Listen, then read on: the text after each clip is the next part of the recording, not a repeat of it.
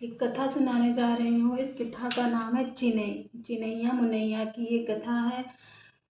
अगर आप लोगों को ये मेरी कथा पसंद आए तो आप इस चैनल को लाइक एंड सब्सक्राइब करिएगा। ये कथा आपको जो है, हम लोग जब सुहागिन करते हैं तो किसी को कथा नहीं पता होती है, तो उसमें ये रहता है कि आप लोग इस कथा के माध्यम से अपनी पूजा को संपूर्ण कर सकते हैं।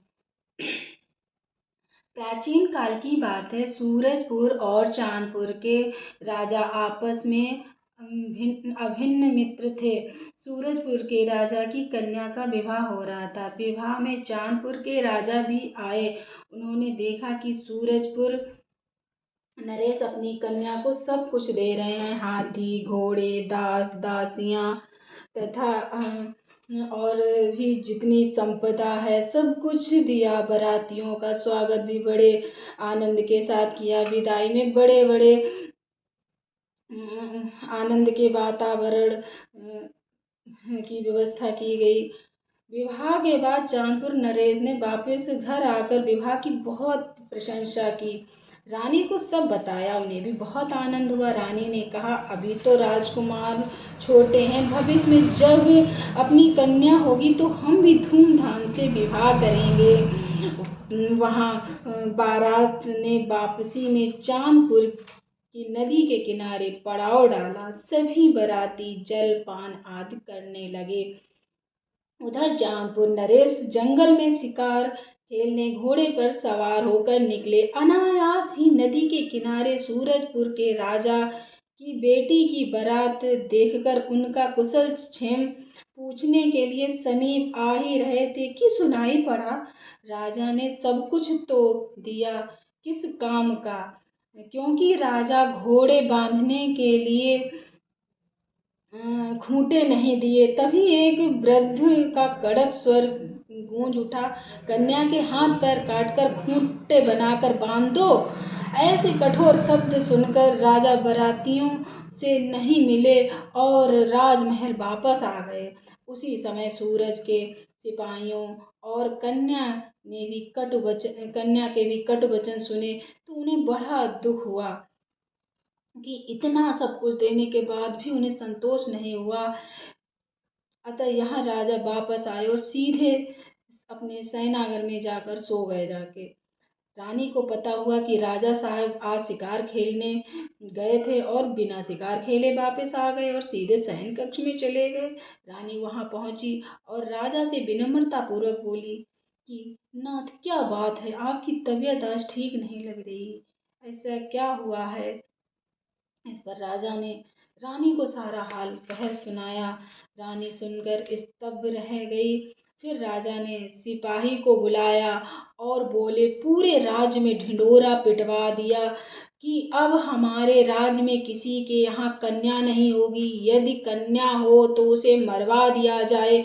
चांदपुर में राजा के आदेश को सुनकर सभी स्तब्ध रह गए, पर राजा आज्ञा ठहरी, सभी को पालन करना जरूरी है।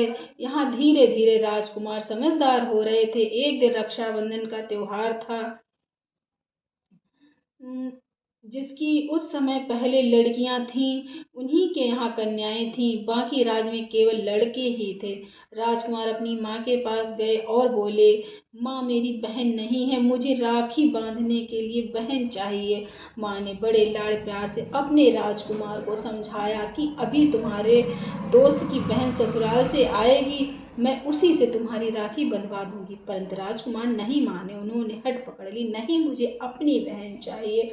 अंत में राजकुमार के जिद के आगे रानी ने राजा का आदेश राजकुमार को कह सुनाया। राजकुमार बोले, अब समझ में आया इस राज्य में किसी के यहाँ लड़कियां क्यों नहीं है, तभी तो सभी भाई उदास रहते हैं। राजकुमार ने अपनी माँ से कहा, माँ, मेरी भी एक प्रार्थना है। अब जो भी कन्याएं होंगी वह राजकन्या नहीं, राजकुमार की बहन होंगी। अतः उसे मेरी आज्ञा से जीवित रखा जाए। रानी ने कहा, अच्छा छोटे राजा साहब, ऐसा ही होगा। अब तो भोजन करिए, बड़े राजा साहब आते होंगे। राजकुमार ने भोजन किया और शिकार खेलने जंगल में चले गए। देवी जी का मंदिर देखकर प्रार्थना करने लगे, हे माँ, मुझे एक बहन देना। दिन बीतते गए, रानी गर्भवती हुई और उन्हें एक सुंदर सी कन्या को जन्म दिया। राजकुमार खुश हो गए। इसी बीच राजा साहब विशेष कार्यवश राज्य के दौरे पर गए हुए थे, तो राजकुमार अपनी बहन को बहुत चाहते थे। रानी भी राजकुमार को खुश देखकर बड़ी प्रसन्नता होती, पर राजा की आज्ञा का ध्यान आते ही दुखी होकर भगवान से प्रार्थना करने लगती और मन ही मन डरती रहती कि किसी समय राजा साहब को पता लग गई तो वे कहीं दोनों को मृत्यु दंड ना दे दें। इसीलिए रानी ने राजकुमारी के लिए ऊपर मंजिल में ही सब व्यवस्था कर दी थी। उसके लिए वहीं पर आया दासी का प्रबंध कर दिया और उस दासी को समझा दिया कि राजा साहब घर पर ही रहें, तो इसको यहीं ऊपर के कमरे में बंद रखना। इसी प्रकार समय बीतता गया। एक दिन दोपहर के समय जब राजा साहब भोजन कर रहे थे, कांसे के लोटे गिलास में पानी रखा था। कन्या ने जैसे ही झांका, उसकी परछाई पानी के गिलास में राजा ने देखी। राजा क्रोध से तमतमाते हुए भोजन से उठकर खड़े हो गए। दासियों ने पूछा, ऊपर कौन सी कन्या है जिसकी छाया मैंने पानी में देखी? रानी को काटो तो खून नहीं। वे अत्यंत डर गईं। फिर राजा साहब दहाड़े, बोलती क्यों नहीं, कौन मेहमान कन्या आई है ऊपर? रानी हाथ जोड़कर खड़ी हो गई और उन्होंने डरते हुए राजकुमार की आज्ञा और अनुरोध राजा साहब को कह सुनाया। राजा साहब दहाड़कर बोले, राजकुमार को हाजिर किया जाए। सिपाही ने आकर, राजकुमार घर पर नहीं है, वे शिकार खेलने गए हैं। राजा साहब ने राजकुमार को देश निकाला के आदेश को लिखवाकर गेट पर टंगवा दिया। राजकुमार आए। उन्होंने राज में मातम छा देखकर सिपाहियों से पूछा, क्या बात है? किसी ने भी उत्तर नहीं दिया। राजकुमार जैसे ही महल में प्रवेश किया, गेट पर आदेश देखकर वे सब समझ गए, इसीलिए वहीं रुक गए। उन्होंने सिपाहियों से कहा, मेरी माँ को बुला दीजिए। माँ को दुखी देखकर वे बोले, माँ, जिसके कारण मुझे देश निकाला दिया गया है, वह बहन भी मुझे दे दीजिए। माँ ने बहन को लाकर खड़ा कर दिया। माँ को तो मालूम ही था कि यह तो होना ही था। उन्होंने लड्डुओं में कुछ मोहरे बांध दी जिससे भाई बहनों को कष्ट ना हो। रानी ने ऐसा सोचकर दोनों भाई बहनों को रुधिर कंठ से विदा कर दिया और प्रार्थना करने लगी, हे देवी माता, तुम तो सभी जगह मेरी संतान की रक्षा करना, इनको दुख सहने की शक्ति देना। और विलाप करते हुए महल में चली गई। भाई ने बहन को घोड़े पर बिठाया, घोड़े को ऐंठ लगाई और चल दिए। चलते चलते चलते चलते राज्य की सीमा के उस पार जंगल में रात हो गई। भाई बहन रात में वहीं पेड़ के नीचे घोड़े बांधकर सो गए। दूसरे दिन भाई बहन ने मिलकर वहाँ एक झोपड़ी बना ली और रहने लगे। दिन में भाई काम करने चला जाता और बहन बेचारी दिन भर झोपड़ी में अकेली रहती। एक दिन वह अपने भाई से बोली, भैया तुम काम पर चले जाते हो, मैं अकेली रह जाती हूँ, इसीलिए आज पास के गांव का बाजार है, वहाँ से मुझे चिनैया मुनैया ला देना। भाई ने कहा, ठीक है, ला दूंगा, अभी मेरे पास धन नहीं है। बहन ने एक मुहर निकाल कर दी। भाई ने कहा, उसके लिए चिनैया मुनैया ला दी। वह उसके साथ खेलती रहती। धीरे धीरे समय कटने लगा। एक दिन वह खेलने में लगी थी और चिनैया मुनैया को दाना पानी देना भूल गई, जिसके कारण वे छटपटाने लगी। जैसे ही कन्या की नज़र उन पर पड़ी, देखते ही देखते चिनैया मुनैया का छटपटाना भी बंद हो गया। वह घबरा गई और रोने लगी, हमारे माता पिता ने हम लोगों को निकाल दिया। भाई ने कितनी मुश्किल से मेरे लिए चिनैया मुनैया ला कर दी थी, वह क्या सोचेगा, मेरी बहन इनकी देखभाल भी ना कर सकी। इस प्रकार सोचकर वह जोर जोर से रोने लगी। उसकी करुण पुकार सुनकर औसान माता को सुनाई दी, जो सबकी कष्ट हरने वाली है, जिनको औसान माता, संकटा मैया या फिर सुहागन मैया भी बोलते हैं। सुहागन माता, जिसको जो नाम पता होता है वो उस हिसाब से माँ को याद करता है। उस समय वन विहार के लिए निकली हुई थी। माता बुढ़िया का रूप बनाकर उसके पास पहुंची और बोली, बेटी क्यों रो रही हो? कन्या ने अपनी सब कहानी रोते हुए माता जी को सुना दी। माता जी बोली, रो नहीं, मैं आ गई हूँ, अब सब ठीक हो जाएगा, पर तुम्हें एक काम करना होगा। कन्या बोली, माता जी मुझे क्या काम करना पड़ेगा? तुम्हें सुहागनी करनी पड़ेगी और वह सब विधि कह सुनाई। यह सुनकर कन्या बोली, माता यहाँ जंगल में मैं कैसे करूँगी?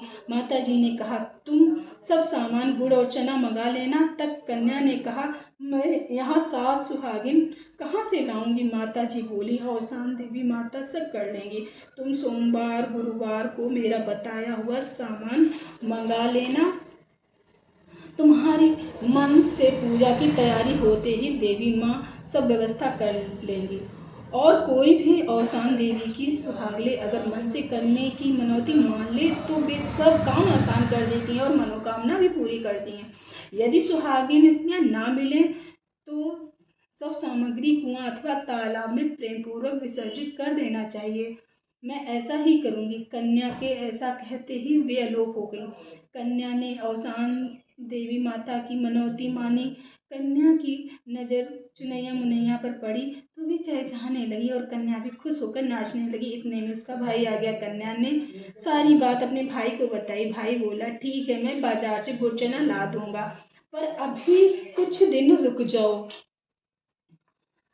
कन्या बोली, भैया क्यों? भैया ने कहा, सुहागले करना है तो ज्यादा गुड़ चना मिठाई श्रृंगार का सामान लाना पड़ेगा, जरा धन कमा लूं फिर ला दूंगा। कन्या ने फिर 3 मुहर निकाल कर दी और कहा, भाई इससे सामान ला दो। गांव की बाजार जो इतवार को लगती थी, भाई ने सब सामान लाकर रख दिया और अपने काम पर चला गया। दूसरे दिन सोमवार था। कन्या ने प्रातःकाल अपनी झोपड़ी को गोबर से लीपा, साफ सुथरा करके स्नान करके तैयार हो गई और सामान जमाने लगी। उसने गुड़ चना के पैकेट खोले तो गुड़ तो ठीक था, पर चना बिना भुजे हुए थे। वह सोचने लगी, मैंने यह सामान कल खोलकर नहीं देखा, अब मैं क्या करूं?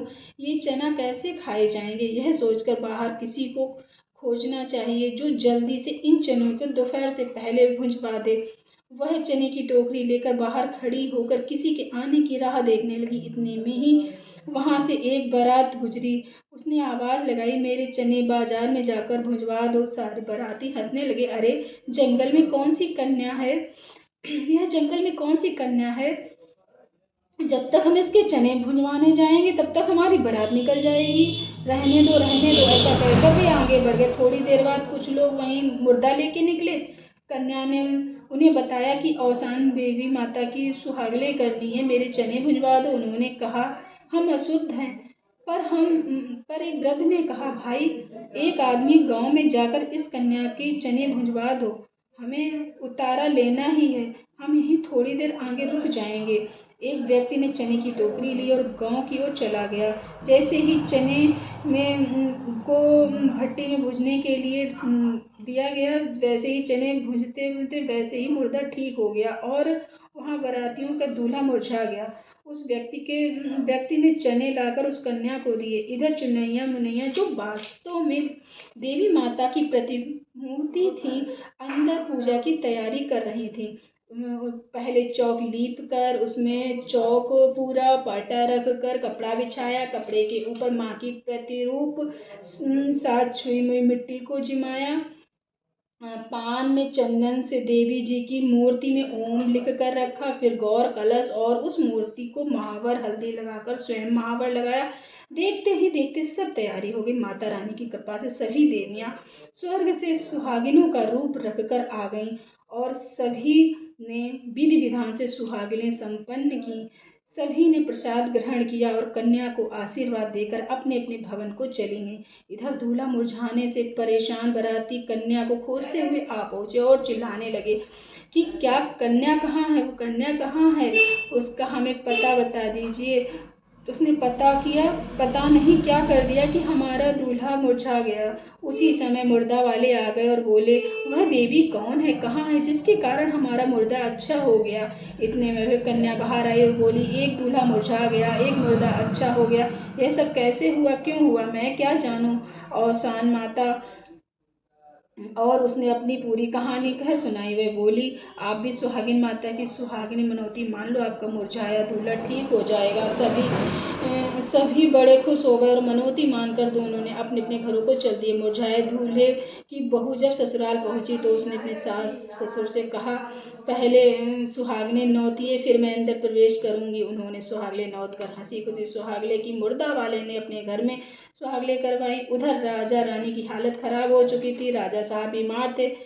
उन्हें माता रानी ने स्वप्न में दर्शन दिया और कहा कि राजकुमार राजकुमारी को वापस घर ले आइए, अन्यथा तुम्हारा राजपाट सब नष्ट हो जाएगा। प्रातःकाल राजा ने रानी को स्वप्न कह सुनाया और चारों ओर सिपाहियों को दौड़ाया। सिपाही चारों ओर दिशाओं में ढूंढते हुए एक नदी के किनारे घोड़ा खड़ा देखकर रुक गए। वहीं राजकुमार पानी पी रहे थे। एक बूढ़े सिपाही ने घोड़े पे मस्तक पर चांद देखा तो उसे पहचान गए और घोड़े पर हाथ फेरा। घोड़ा हिनहिनाया और उनको पहचान लिया। इतने में राजकुमार आ गए। सिपाही ने पूरी दास्तान चांदपुर के राजा की राजकुमार को सुना दी। राजकुमार भी बूढ़े सिपाही को पहचान गए। वे बूढ़े सिपाही को अपने घर ले गए। औसान माता की कृपा से महल बन गया था। उन्होंने औसान देवी माता को बूढ़े सिपाही से माता की कहानी बूढ़े सिपाही को कह सुनाई, पर उसने जाने से मना कर दिया और कहा, जब मेरे माता पिता औसान देवी की सुहागले करेंगे तभी हम अपने राज्य को वापस जाएंगे। सिपाही ने पूरी दास्तान आकर राजा रानी को कह सुनाई।